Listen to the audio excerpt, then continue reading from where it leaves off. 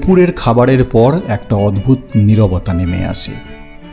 পেট ভরা কিন্তু মন যেন খালি, আর সেই খালি মনটাই ছুটতে শুরু করে অজানার দিকে।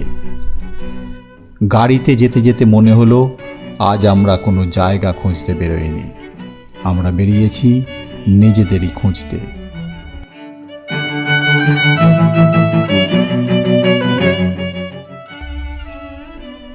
বেলপাহাড়ির ভ্রমণ শুরু হলো, একটা ধীর, মৃদু কিন্তু গভীর ভ্রমণ। রাস্তার দুপাশে শুধু দৃশ্য নয়, ছিল জীবন।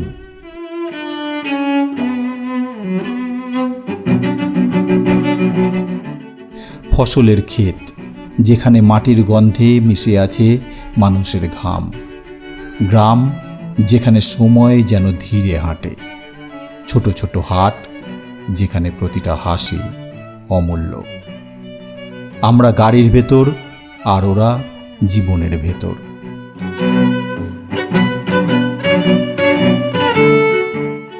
গ্রাম্য জীবন, তাদের সরলতা সব পেছনে ফেলে আমরা এগিয়ে চলেছি।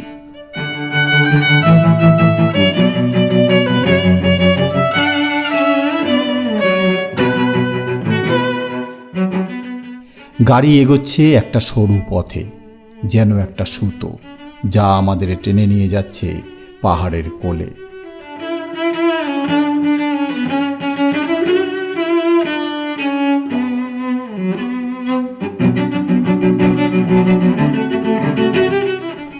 শহরের শব্দ হারিয়ে গেছে, শুধু গাড়ির শব্দ আর বাতাসের ফিসফিসানি।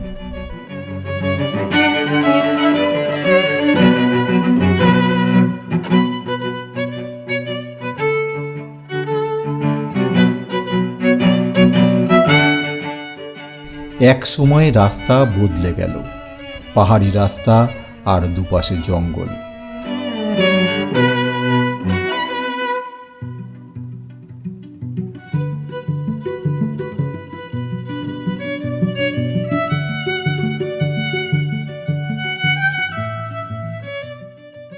পাহাড় চুপচাপ, শুধু অপেক্ষা করে, আর আমরা নিজেরাই তার কাছে ছুটে যাই।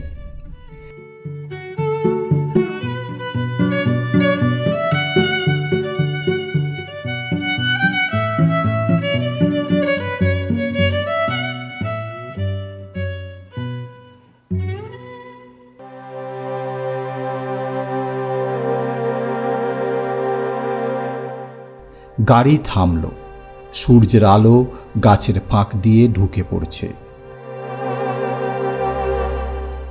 মাটিতে ছায়ার খেলা, আর আমাদের পায়ের নিচে শুকনো পাতার মচমচ শব্দ। এ যেন প্রকৃতির নিজস্ব সিম্ফনি।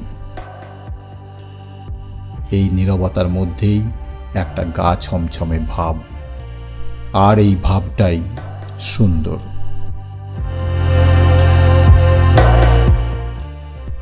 ঢাঙ্গিকুসুম একটা গ্রাম।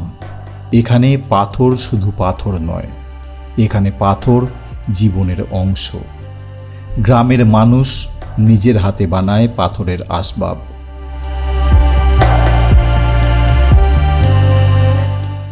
কঠিন পাথর, কিন্তু তাতে মিশে থাকে কোমলতা।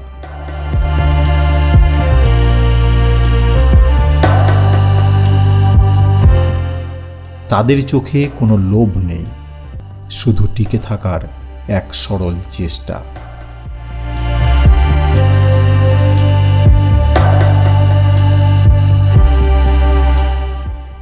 আমি ভাবছিলাম আমরা শহরে কত কিছু কিনি, কিন্তু এখানে মানুষ তৈরি করে।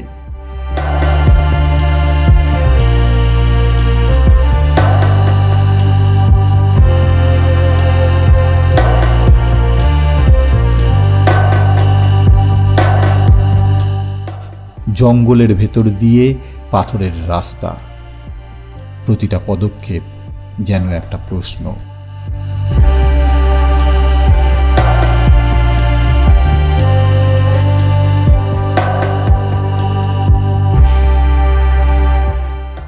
এখানে আমরা একা নই, প্রকৃতি আমাদের দেখছে।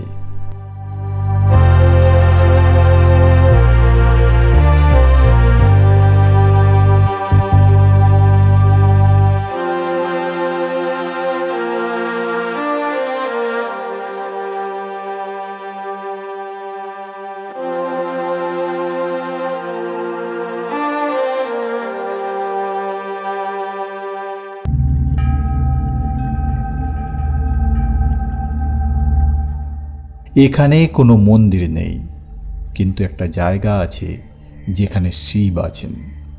শুধু একটা মূর্তি, কোনো জাঁকজমক নেই, শুধু বিশ্বাস। বুঝলাম ঈশ্বর কোনো মন্দিরের মধ্যে থাকেন না, তিনি থাকেন অনুভূতির মধ্যে।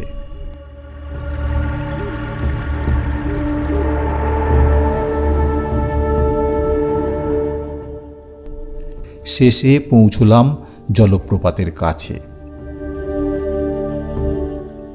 কিন্তু শীতকাল, জলপ্রপাত যেন ঘুমিয়ে আছে।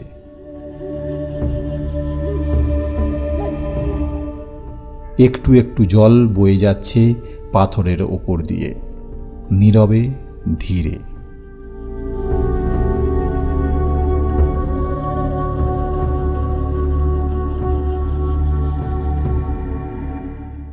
কিছু পর্যটক আছে, আনন্দ করছে, ছবি তুলছে।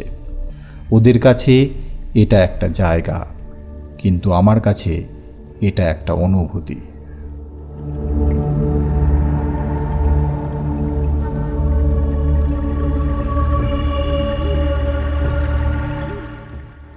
হঠাৎ মনে হলো সব কিছু পূর্ণ হওয়া জরুরি নয়। এই অল্প জল, এই নীরবতা, এই অপূর্ণতাই হয়তো সবচেয়ে সুন্দর।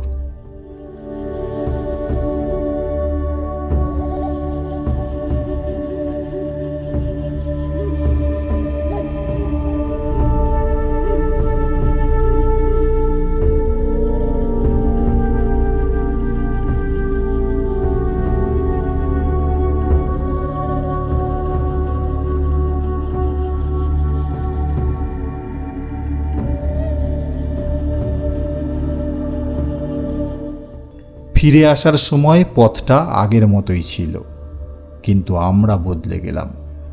কারণ কিছু জায়গা শুধু ঘুরে আসার জন্য নয়, কিছু জায়গা আমাদের ভেতরে থেকে যায়।